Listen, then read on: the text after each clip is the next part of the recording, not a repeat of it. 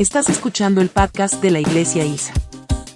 Para obtener más información sobre ISA, incluidos nuestros horarios de reunión en Santa Ana, California, visite nuestro sitio web isa.church. La charla de hoy es con el pastor Mario S. Calderón. Este día estamos para continuar el hilo que se ha roto en la serie de mensajes que he estado predicando, factores de madurez espiritual. La clase le llamamos clase Iglesia 201. Hablamos de conectar con Cristo en la 101 y hablamos de crecer en Cristo en la 201. Y estamos en armonía con el hermano Andrés, que está enseñando el estudio bíblico de las 10 de la mañana. En la última participación mía, hablé de la Biblia. Y si se dan cuenta, el tema que estamos estudiando es sobre la Biblia. Cómo leer la Biblia y cómo crecer en la Biblia. Vamos profundizando. Yo doy nomás un por encimita, pero el estudio lo tenemos a las 10 de la mañana. Yo solo voy a dar 4 sermones en la serie, pero la clase tiene muchas más lecciones, así que vamos a estar un buen tiempo estudiando la clase 201. Factores de madurez espiritual, así le llamé yo a la serie de mensajes. Pero me he enfocado en 4 factores.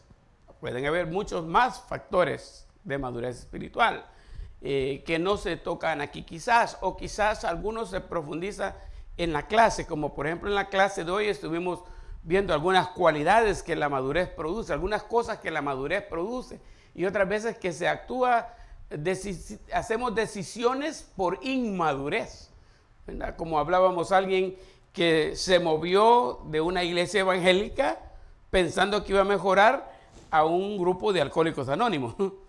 Entonces eso indica el nivel de madurez espiritual que la persona tiene, ¿no? O tenía en aquel caso. Pero esas situaciones pasan en nuestra vida. Como cristianos estamos llamados a crecer en el conocimiento de Dios, crecer en el conocimiento de Dios. Mientras más vamos conociendo, más vamos madurando, y la madurez nos ayuda para ser sabios al enfrentar cualquier situación en la vida. Tenemos que cambiar de iglesia, sabemos cómo. Viene alguien que no predicó la palabra de Dios en la iglesia, sabemos identificarlo.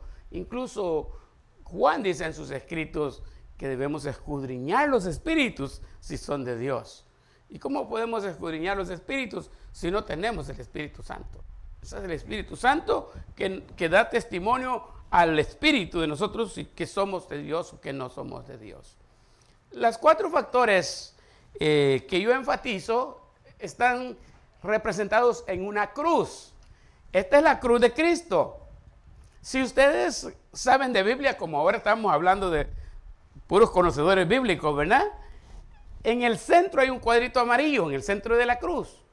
Y en el centro de la cruz, ahí dice Cristo, porque nuestra vida es una vida cristocéntrica. Incluso hay situaciones bien hasta sarcásticas se sienten en la Biblia, y yo a veces las tomaba en serio, ¿no? Una vez literalmente me tocaron la puerta alguien que no es de Cristo, y yo salí con Biblia en mano y le dijo, y le leo ahí en las cartas de Juan, y le leo, dice: si alguno visita a ustedes y no traen la doctrina de Cristo, no lo recibáis en casa, ni le digáis bienvenido. Y le dije yo: mire, la Biblia dice que usted no es bienvenido aquí, así que pase a la otra puerta si quiere, ¿verdad? Y después me di vuelta y dije yo: bueno, yo no tengo que ser así de rudo con la gente, ¿no? Tiene que ver otras cosas mejor, ¿no? Después aprendí la lección de otra manera, me la regresaron. Creo que el Espíritu Santo fue, ¿no? Íbamos con el pastor tocando puertas y evangelizando en una colonia. Y cuando tocamos la puerta salió una señora que nos insultó, pero bien feo. Y dijo: ¿qué no pueden leer que el rótulo dice aquí somos católicos y que no me hablen de otra cosa?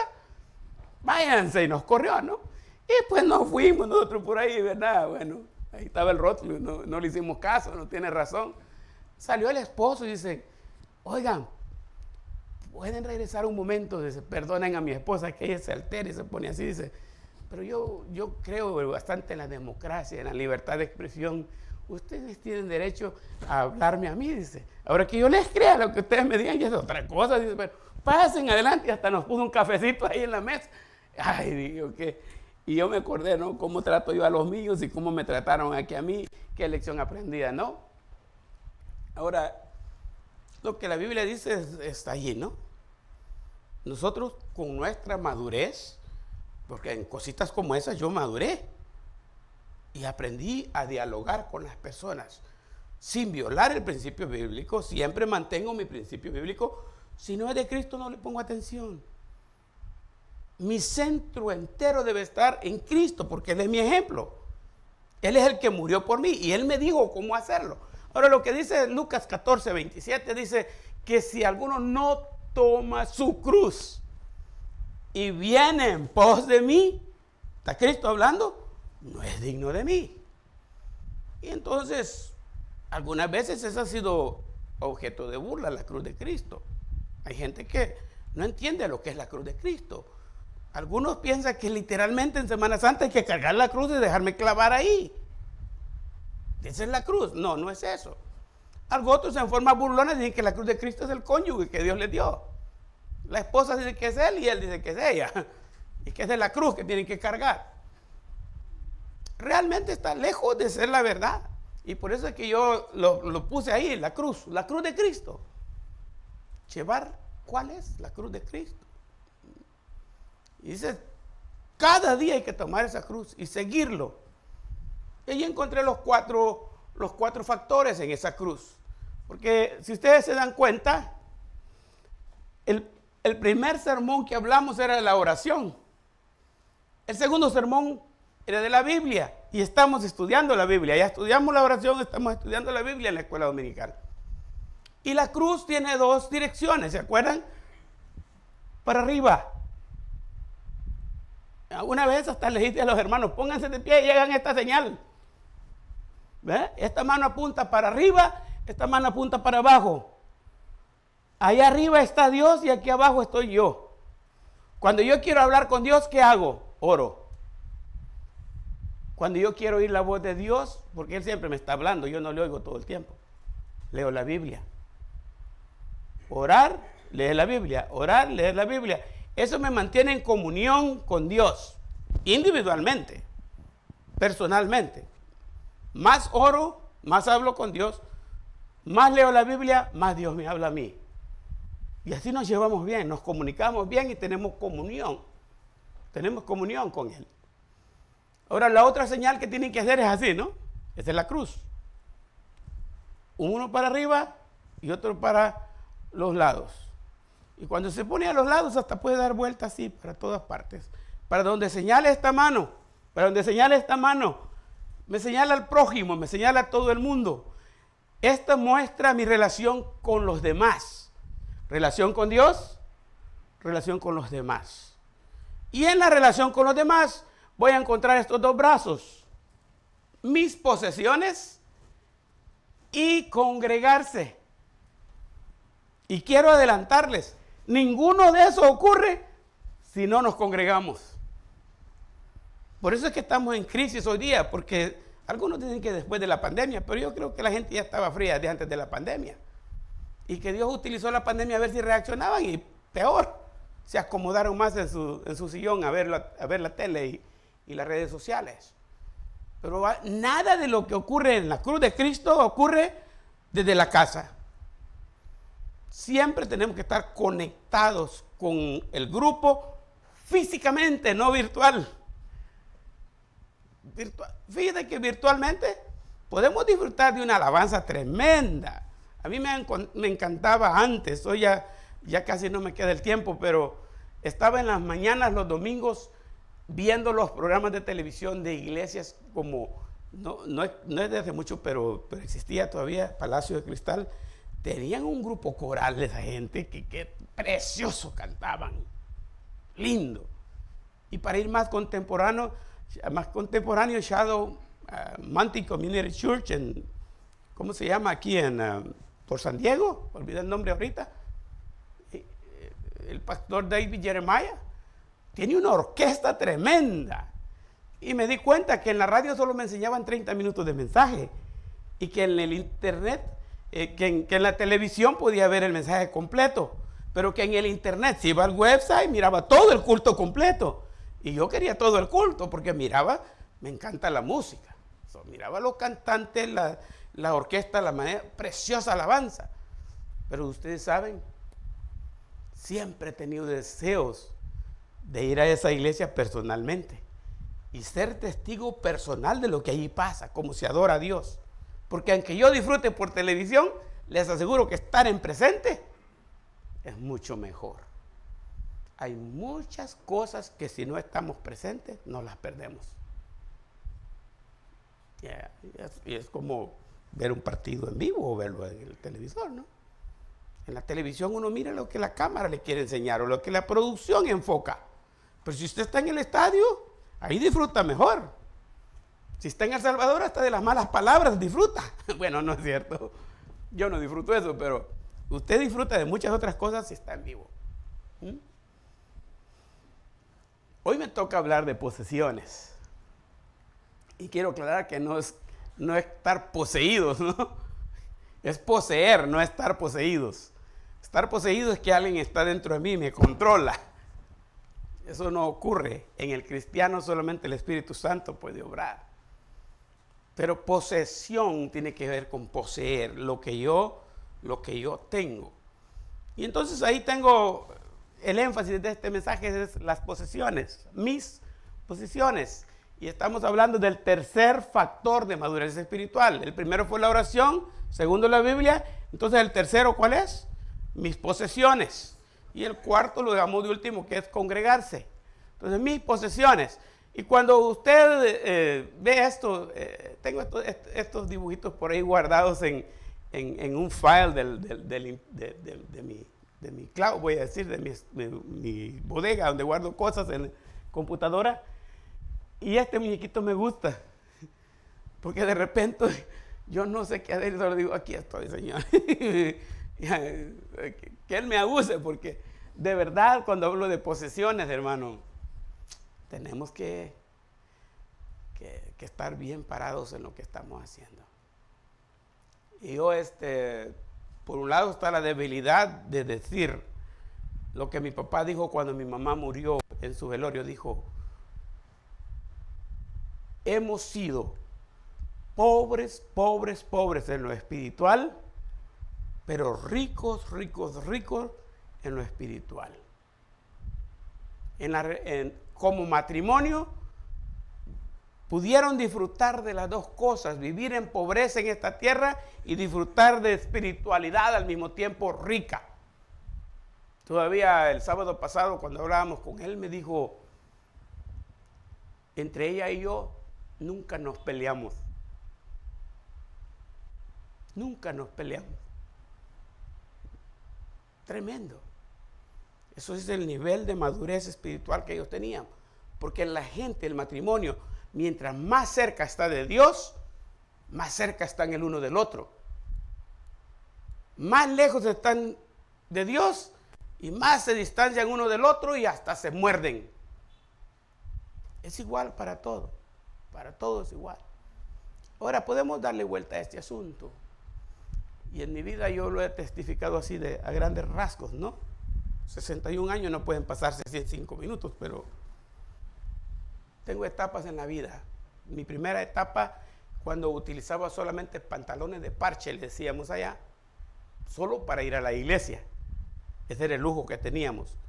Pantalones de parche eran pantalones ya usados de otros niños que venían rotos, y mi mamá les hacía los parches para cubrir los hoyos, los espacios. Y ese pantaloncito mamá lo iba a lavar y a almidonar, porque estaba en el almidoncito entonces, ¿no? Y quedaba pero bien bonito el pantalón, que hasta se paraba solito, ¿no? Y ahí iba yo enseñando mi pantalón a la iglesia. Pero cuando estábamos en la casa, nosotros no podíamos usar pantalones, teníamos que usar unas calzonetillas de manta que mi mamá hacía, unos shortcitos de manta que ella hacía. Y así andábamos todo el tiempo, toda la semana. Una extremada pobreza que de un huevo duro lo partía en 5 y nos daba un pedacito a cada uno, éramos 5. cuando había huevo duro o cuando la gallina ponía, ¿no? Sí, entonces era una situación bien precaria. Los primeros años de mi vida yo los recuerdo así. Luego nos trasladamos a vivir a la casa pastoral en la iglesia, porque la iglesia estaba distante de ahí. En la casa pastoral ya vivíamos en un cantón, un lugarcito mucho más grande, con escuela, cementerio y todas esas cuestiones que atraen más gente, y daba pena que anduviéramos con esos calzoncillos, todavía no podíamos andar así, ¿no? Pero Dios ya se manifestó de una manera diferente, y había una organización que comenzó a visitar a mi papá, que ayudaba a los pastores, y nos traían ropa, y ahora ya tenía ropa para todos los días, y ya teníamos alimento, ya teníamos otras cositas. Yo puedo irles diciendo, me fui a aprender oficio de mecánica automotriz a Santa Ana durmiendo en el piso del taller, tirando una toallita, y esa toallita para el siguiente día estaba negra porque puro aceite estaba ahí.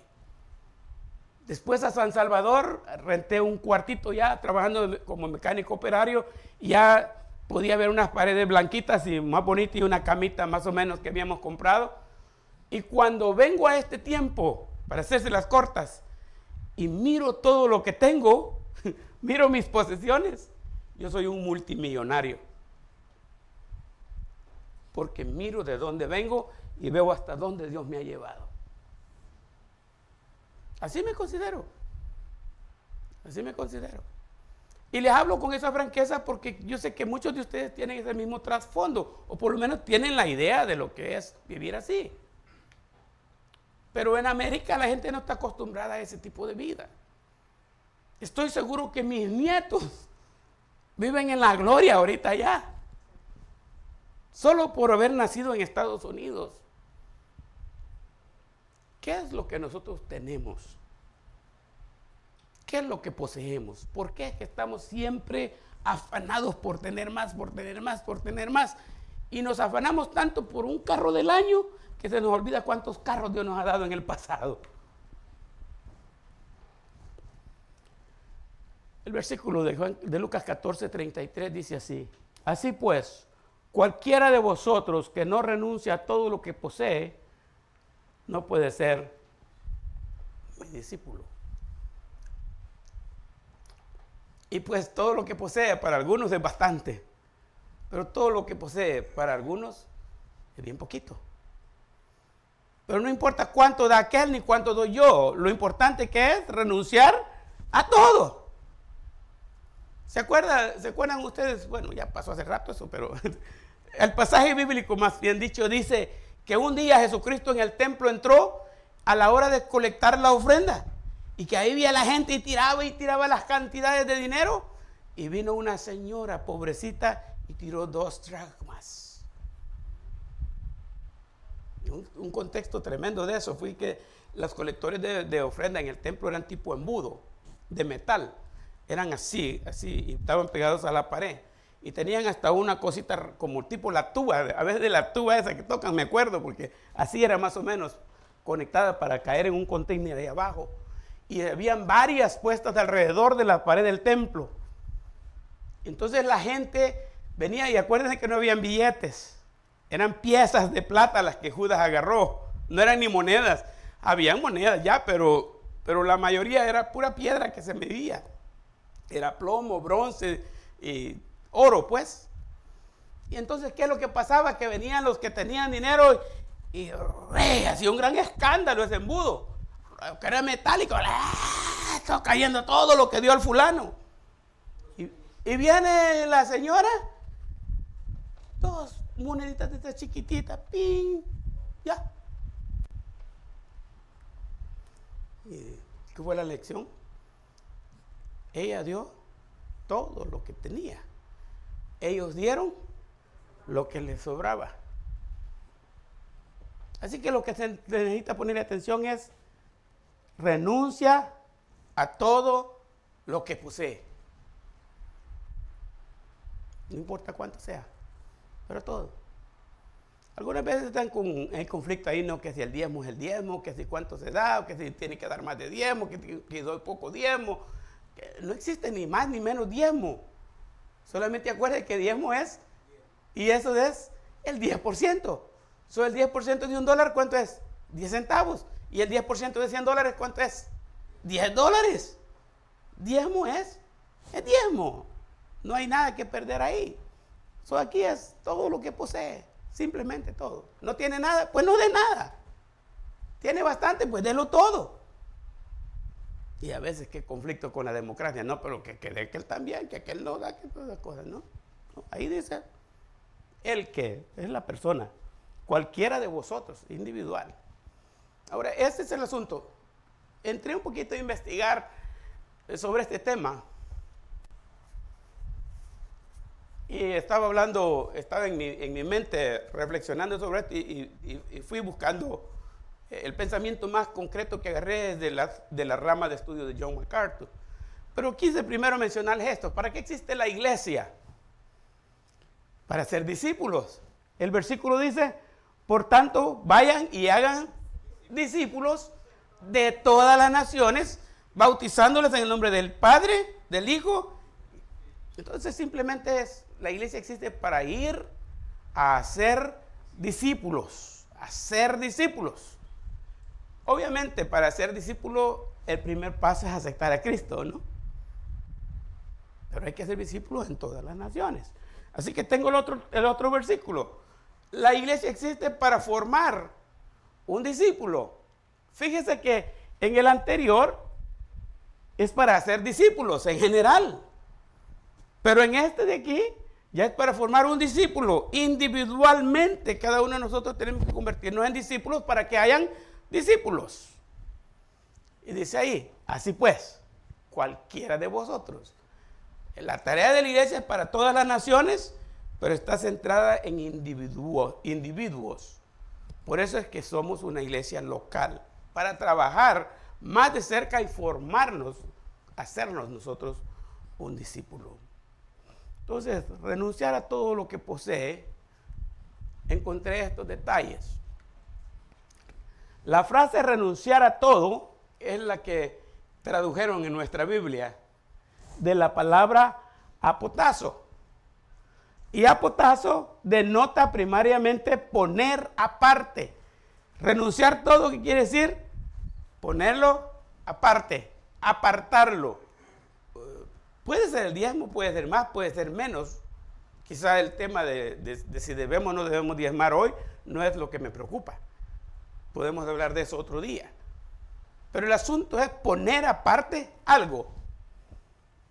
Letra A significa que esto que aparté ya no es mío. Que me despide, que renuncia o que lo abandone, como aquí, a todo lo que posee. Dice, adiós a todas sus...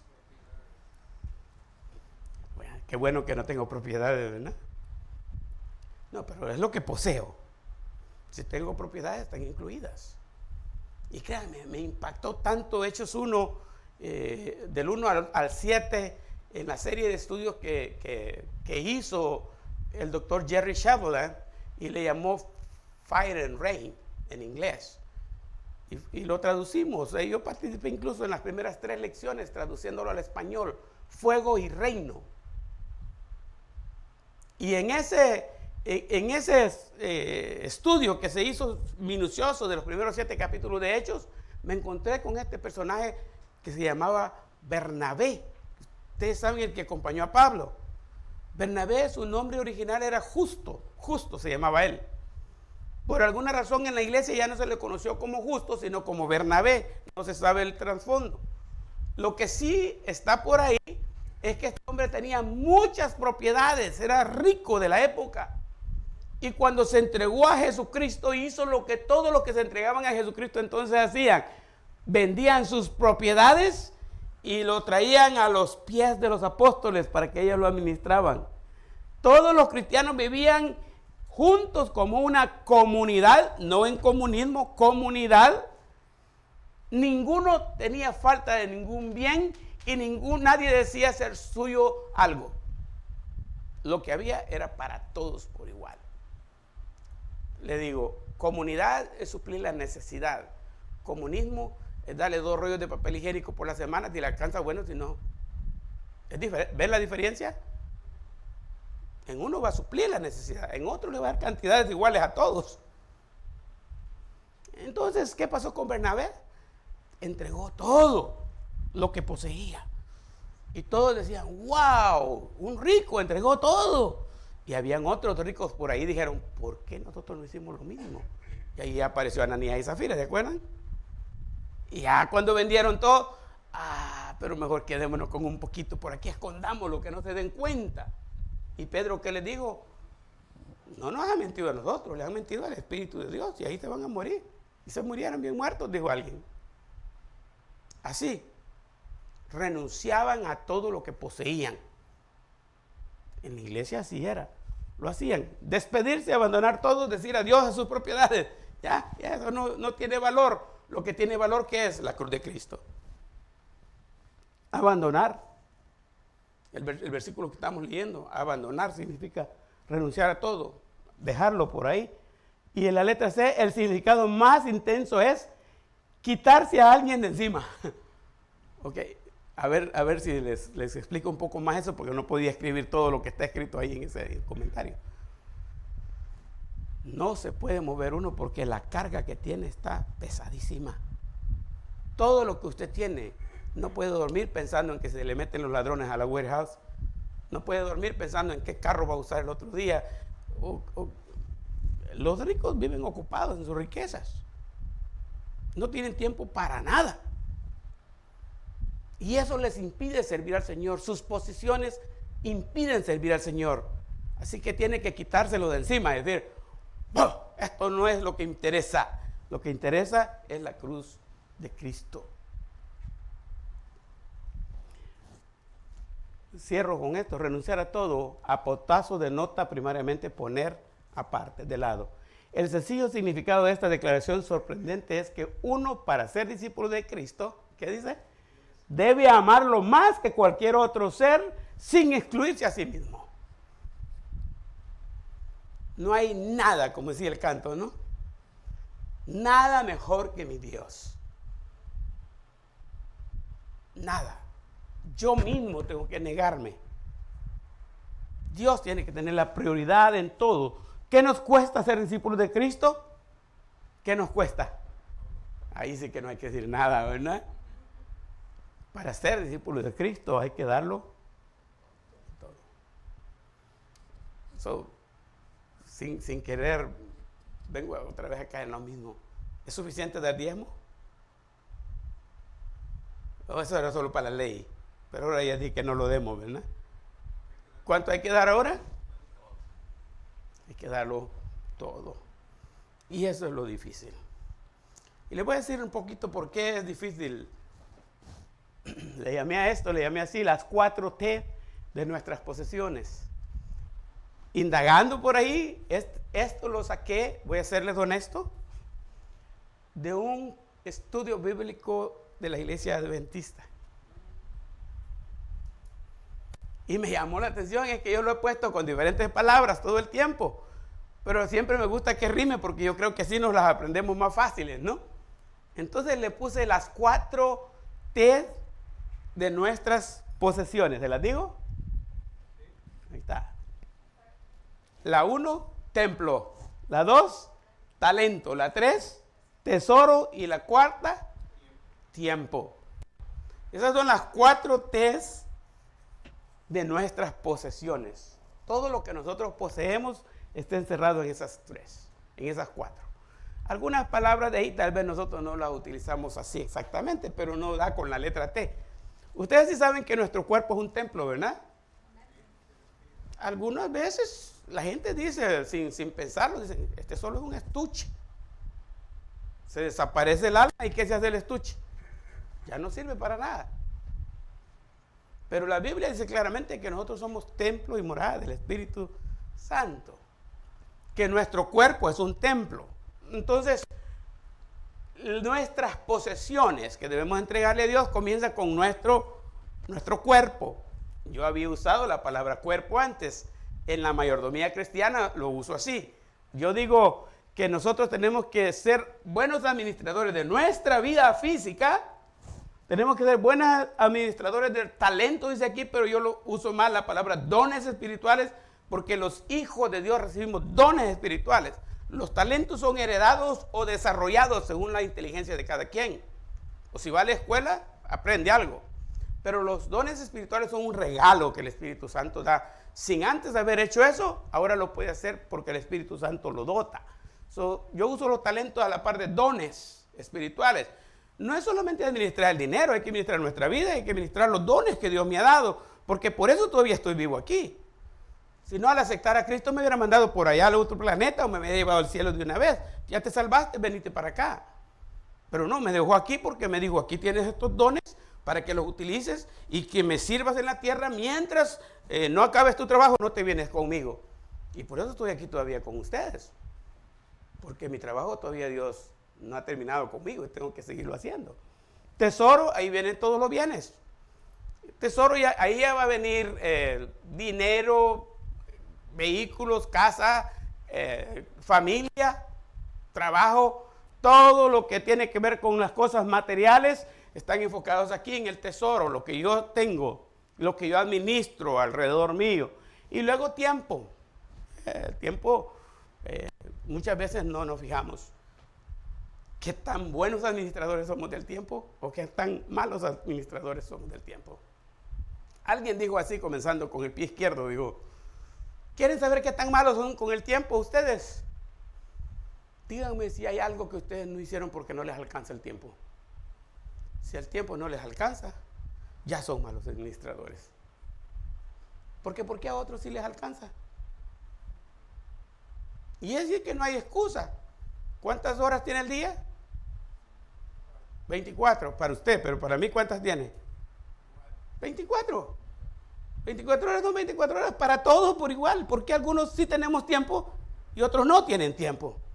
¿O por qué algunos tienen tiempo para eso y yo no tengo tiempo? Ahí fue a mí que no me alcanzó el tiempo. Piense bien, porque ahí están nuestros retos, ¿verdad? Pues del día, ¿no?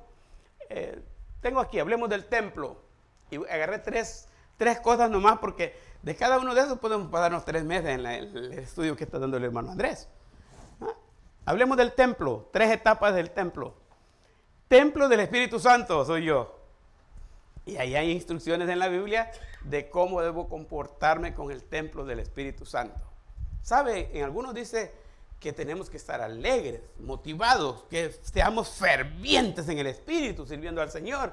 En otra dice, y no contristéis al Espíritu de Dios. Pero ¿sabe que hay otra que dice todavía, y el que destruyera el Espíritu de Dios, Dios le destruirá a él? El templo del Espíritu Santo en nuestro cuerpo, tenemos que darle la seriedad correcta de tenerlo a Él en nuestras vidas. Luego, número 2, presentarlo a Dios. Mire, esto tiene que ver otra vez con los dones espirituales. Para muchos, voy a hablar generalizado aquí, hay un grupo de iglesias pentecostales que para ellos solo existe un don espiritual. ¿Saben cuál es? El don de lenguas. Y hay otros en el campo bautista, para que vean que no discrimino a nadie, puede ser el campo bautista o cualquier otro más conservador, voy a decir de la palabra, que no existen más dones espirituales que el de evangelizar. Evangelice, evangelice, evangelice, evangelice, evangelice, y se olvidan de los demás. Yo realmente estoy de acuerdo con Juan Carlos Miranda. Él escribió el libro Y el Crecimiento, y lo estudiamos por allá en los 84, lo estudié yo en un seminario con él. Y estoy de acuerdo con él porque me enseñó Biblia para 25 dones espirituales registrados en la Biblia. Don de lengua es uno nomás. El don de evangelismo es otro nomás. Pero son 25 dones. Entonces, ¿qué pasa? Usted tiene el templo de Dios, aquí es su cuerpo, y usted tiene que presentar ese cuerpo para que sirva a Dios en ese campo espiritual. Romanos 12:1 dice que hay que presentar nuestros cuerpos en sacrificio vivo, y está hablando de nuestro físico, santo y agradable a Dios. Eso dice Romanos 12:1. Luego debemos cuidarlo y protegerlo. ¿Saben ustedes que una de las bases que usa la gente que le gusta ampararse en la Biblia para tomar alcohol lo usa pensando en un pensamiento, perdón, en la redundancia, basado en un pensamiento que el apóstol Pablo le dijo a Timoteo. Pablo tenía preocupación por el estado de salud de Timoteo. Y quería que Timoteo estuviera saludable. Y le dice, esos problemas que tienes en el estómago se te pueden quitar si te tomas un poco de vino. Ah, tomar vino, dicen todos, ¿verdad? Ese era medicinal. No era para embriagarse y irse de parranda, dicen en mi país, ¿no? Era medicinal por un problema estomacal. Sí, entonces había que cuidarse. Y podemos detenernos bastante en eso. ¿Cómo hay que cuidarlo? Incluso, fíjese que he tenido el dilema en mi mente de tener una iglesia integral. Y una iglesia integral para mí sería un edificio grande, con suficiente facilidad como para tener un cuarto espacioso y decirles, este es un cuarto que lo van a ocupar para ejercicios, como un gimnasio, clases de zumba aquí todos los martes o todos los sábados. Y no me venga con qué pecado. No, el cuerpo tiene que ejercitarlo, tiene que mantenerse en forma, porque es parte de nosotros de administrar el templo de Dios, cuidarlo, protegerlo, mantenerlo saludable. Pero muchas veces los prejuicios nos llevan nomás a engordar y no sabemos el daño que le estamos haciendo a nuestro cuerpo, y el descuido que podemos tener con él es grave. Y nosotros, ¿qué nos dice el que tenemos que tener cuidado con nuestras posesiones, no? Yo poseo este cuerpo. A veces pienso que estoy bonito cuando me miro en el espejo. No sé ustedes, pero eso pasa, ¿no? Pero tenemos que cuidar ese cuerpo, ¿no? Entonces, hablando del talento ahora. El talento, entre paréntesis, póngale dones espirituales para que lo entendamos mejor. Sí, el talento lo desarrollamos, lo aprendemos o lo heredamos. Algo natural. Por ejemplo, casi todos aseguran que Jesús era carpintero. ¿Por qué? Porque José era carpintero. La Biblia no dice que Jesús fue carpintero. La Biblia presenta a Jesús como el Salvador del mundo. Pero sí dice la Biblia que José era carpintero. Y es muy lógico que si en la familia hay un doctor, los hijos de ese doctor van a trabajar en medicina. No estoy seguro si por eso yo soy pastor, porque mi papá era pastor. Pero muchas cosas de esas se heredan o se desarrollan porque se convive con ellas desde niño, y eso es lo primero que uno está viendo. Entonces, lo primero que hay que hacer con nuestros dones o talentos, ¿qué es?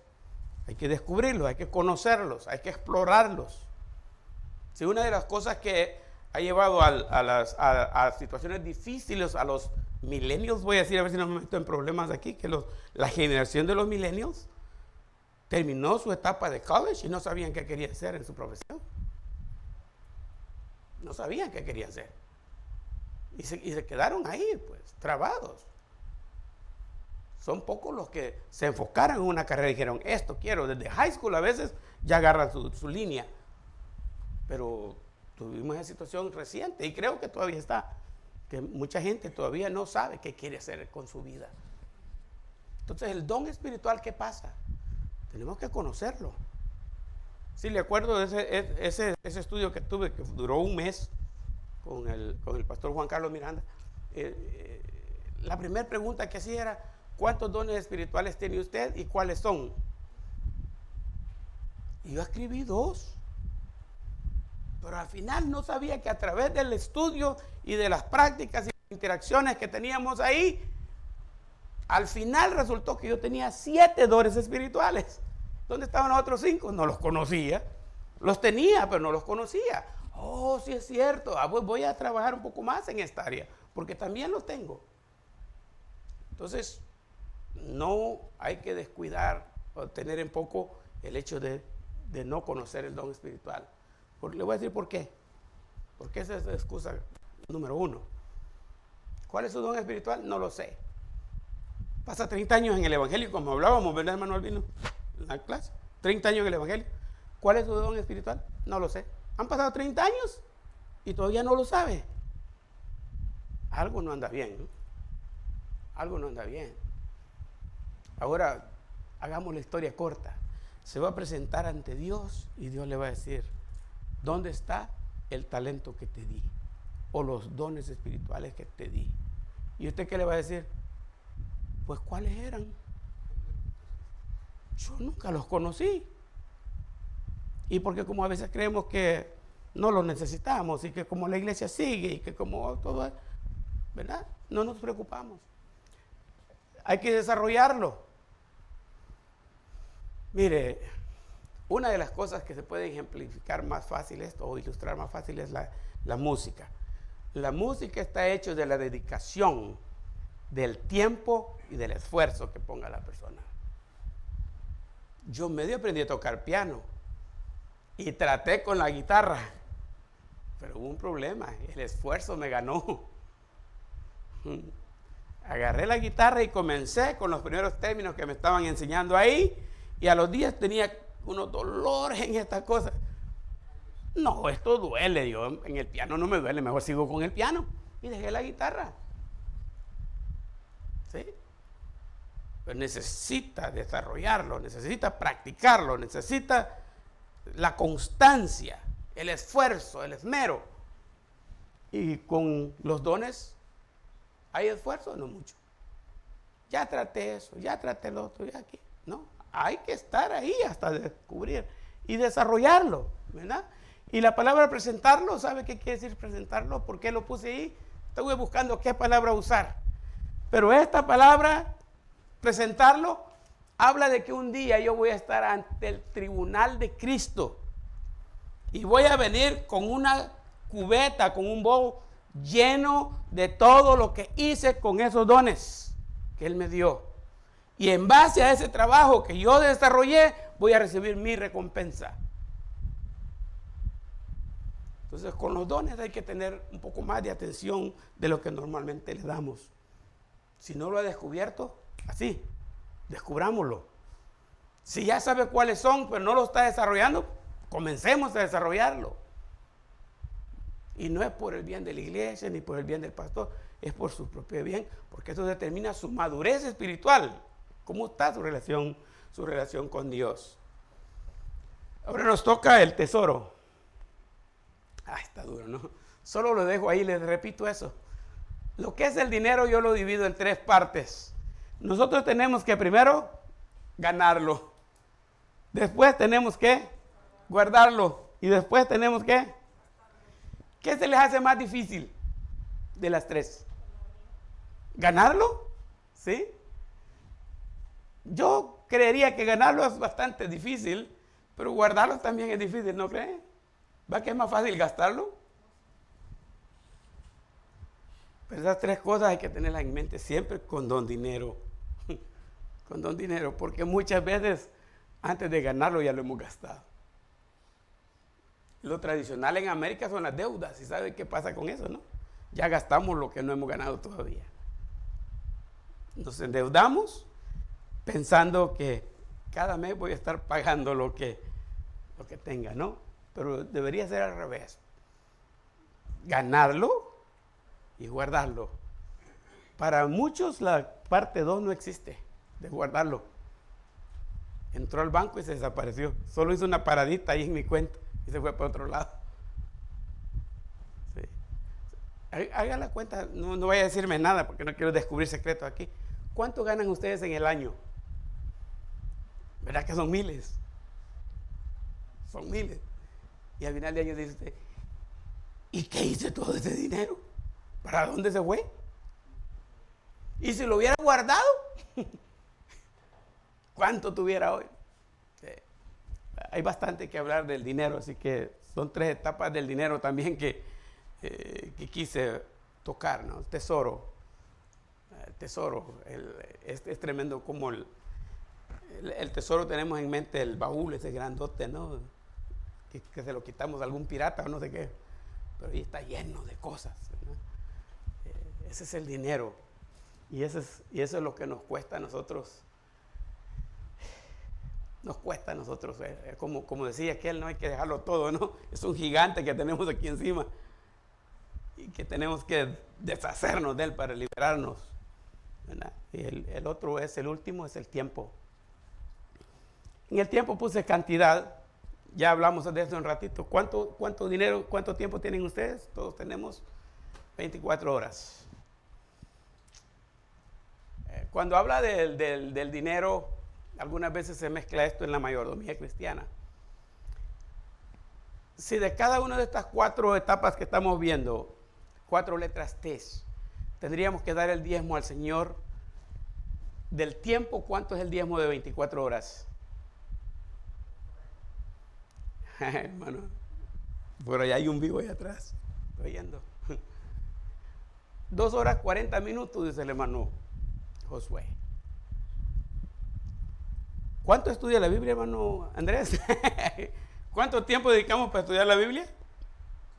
¿Cuánto tiempo para cantar? ¿Cuánto tiempo para orar? ¿Cuánto tiempo para hablar de la palabra de Dios? Estoy hablando de 2 horas 40 minutos al día. Algunas veces le damos al Señor, contando eso, 1 hora, hora y media el domingo, por toda la semana. Pero yo no vine a regañarlos hoy porque no me vayan a linchar al salir, ¿no? ¿Se dan cuenta? Solo haga memoria de cómo estamos en deuda con Dios, ¿no? Luego, calidad. Otra vez, no es que seamos malos administradores del tiempo. Nosotros simplemente le damos prioridad a algo en nuestra vida o a alguien. Esto no tenía prioridad y por eso no tuve tiempo para hacerlo. Ahora, cuando yo tengo que justificar algo, digo, es que no me alcanzó el tiempo. Eso quiere decir, tenía cosas más importantes que hacer. Y le di prioridad a esas cosas. ¿Sabe? Tiempo de calidad existe bastante estuvimos recalcando eso, estudiando en las relaciones familiares. Tiempo de calidad, tiempo de calidad, tiempo de calidad. Ese es disfrutar el tiempo, aprovechar el tiempo. Y hasta dice, no, porque los días son malos. Mire, una cosa es que yo haga un date con mi esposa y vamos allá por compromiso, nomás porque tengo que salvar la responsabilidad con ella. Pero otra cosa es que yo vaya por ahí queriéndole agarrar la mano y que disfrute el tiempo con ella, ¿no? O puede ser en otras áreas. Voy a pasar un tiempo con mi nieto. Olvídese, yo le doy toda la atención. Y hasta le dije a mi yerno, vaya que el yerno me es obediente a mí como suegro. Le dije al yerno cuando nació don Emilio, le dije yo, disfrútelo ahorita porque se crecen y se le van. De niño pase tiempo con él, disfrútelo, vaya para acá, juegue para allá y haga lo que sea con él, porque se van cuando usted pispilea, ya está grandote y el mismo sistema ya se lo va llevando y usted ya, si bien tiene suerte, lo ve de vez en cuando. Así es la vida. Mire, no es cosa más triste que llegar a la casa sin querer llegar, pensando que en la casa voy a pasar tiempo, pero va a ser un infierno en la casa. Llego lo más tarde posible para llegar bien cansado, irme directamente a la cama, pum, caer. Y el siguiente día levantarme bien temprano y salir de ahí lo más luego posible. No se disfruta el tiempo. Tiempo de calidad. Si administramos bien el tiempo nosotros, podemos disfrutar de nuestro tiempo. Y si no, recuérdenme qué dice Eclesiastés, que para todo hay tiempo. Hasta para morirse dice que hay tiempo. Para todo hay tiempo. Tremendo. Y al final, pues, consecuencias. Siempre tratando de ponérselas fácil, ¿no? Cantidad, calidad y consecuencias. Letra C. Consecuencias. Donde sea que nosotros pusimos prioridad, de ahí vamos a recibir. No espere usted tener una vida cristiana victoriosa si no ha sembrado. Si su esfuerzo no estuvo en madurar espiritualmente va a haber derrota todo el tiempo. Derrota. Ahí va a estar estancado. No va a cambiar. Las cosas no van a cambiar. Tengo que cerrar, ¿no? Porque tengo la bendición hoy que dejé los lentes y no veo la hora.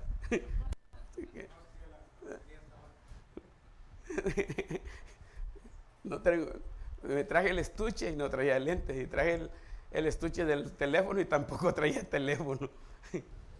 Dice que es porque ya tengo 61 años. Ser un discípulo significa, Juan 12:24 dice, les digo la verdad, el grano de trigo, a menos que sea sembrado en la tierra y ¿qué? Y muera, no va a haber producción. Sin embargo, su muerte producirá ¿qué? Muchos granos. Tiene que morir el grano para que comamos esa cantidad de granos. Busquen el reino de Dios por encima de todo lo demás y lleven una vida justa y Él les dará todo lo que necesiten. Mateo 6:33. ¿Cuánto hay que dar para ser discípulo de Cristo? ¿Hay que morir? ¿Eh? ¿Qué dijo Pablo? Con Cristo estoy juntamente crucificado. Se murió Pablo. Ya no vivo yo. Más vive Cristo en mí. Hay que morir para ser discípulo de Cristo. Decirle, ya yo no existo, Cristo es el que existe en mí. Y voy a servir a Jesucristo. Entonces viene el San Mateo 6:33. En la Reina Valera, ¿verdad, hermano Albino? Dice que es amante de la Reina Valera. Igual que mi esposa. Lo dijeron hoy, ¿verdad? Están testigos aquí, ¿verdad? En la Reina Valera de 1960 dice, más buscad primeramente el reino de Dios y toda su justicia y toda la demás os será.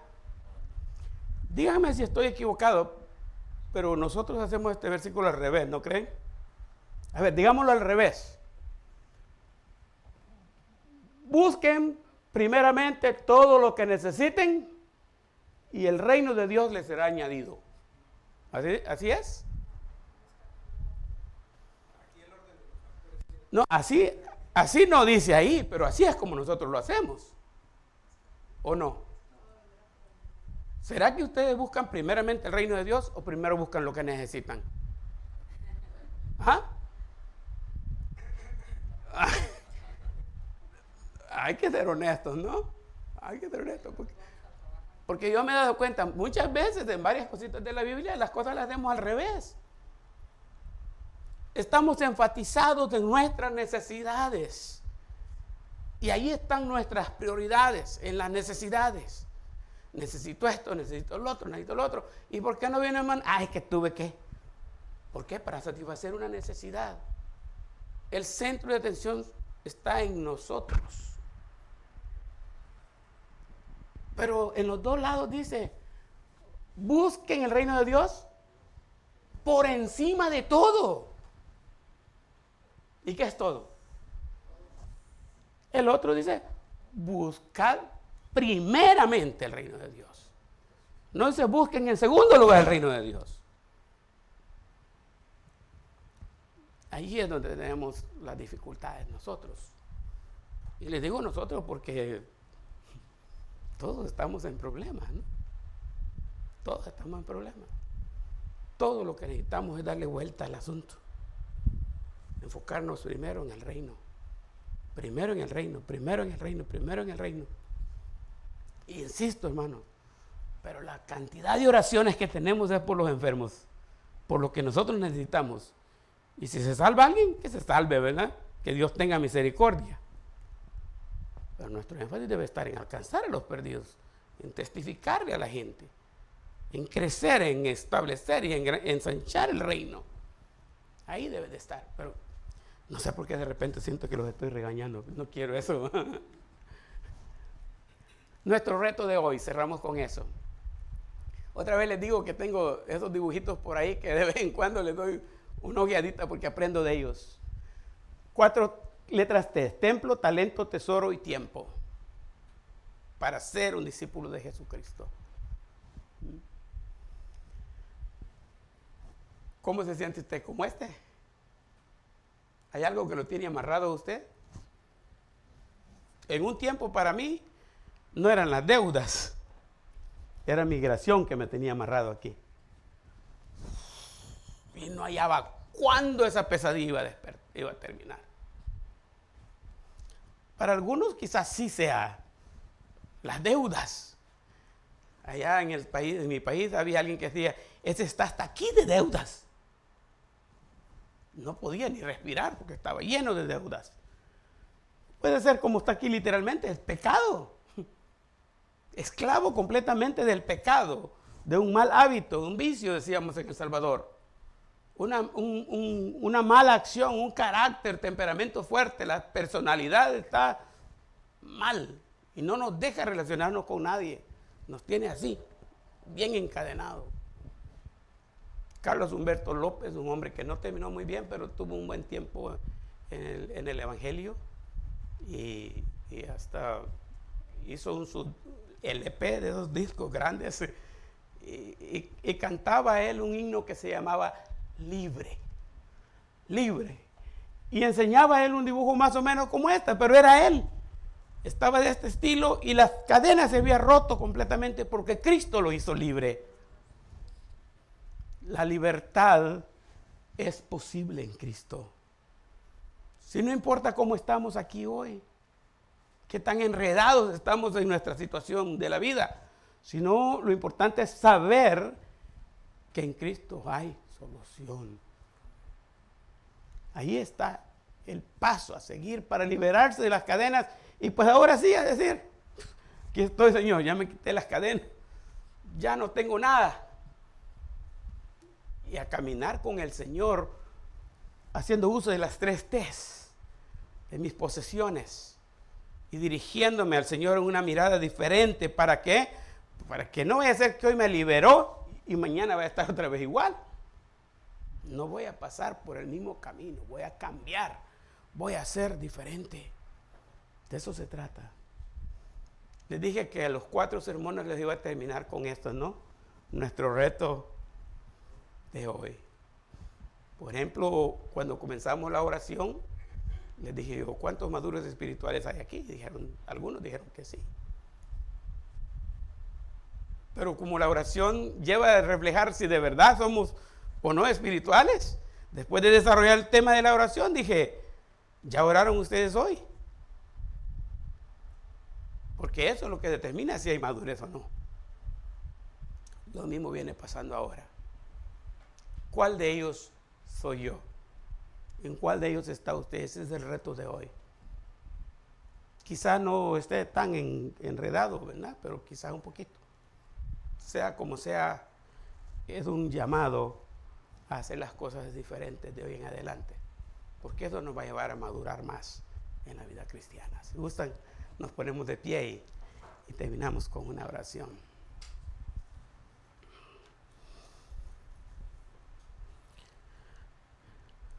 No sé, hermanos, si entre ustedes hay algo que quieran decirle al Señor, díganselo.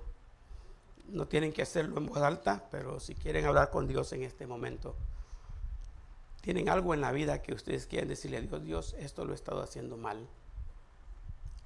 Ayúdeme para corregirlo. Quiero ser fiel en lo que tú me has dado, en lo que poseo. Y quiero ser mejor cada día. Si tiene problemas serios, quizás problemas de relaciones familiares, con papás o con hijos, hermanos o hermanas, o si tiene otra situación, quizás migratoria, quizás económica, cualquiera sea ese gigante que este día usted siente que lo tiene oprimido y que lo hace consumir todas sus energías ahí, al punto de no poder darle a Dios su tiempo, que bien se lo merece. Puede decirlo en este momento a Dios en oración y Él lo va a oír. Y Él le va a responder según sea su necesidad. Hable con el Señor.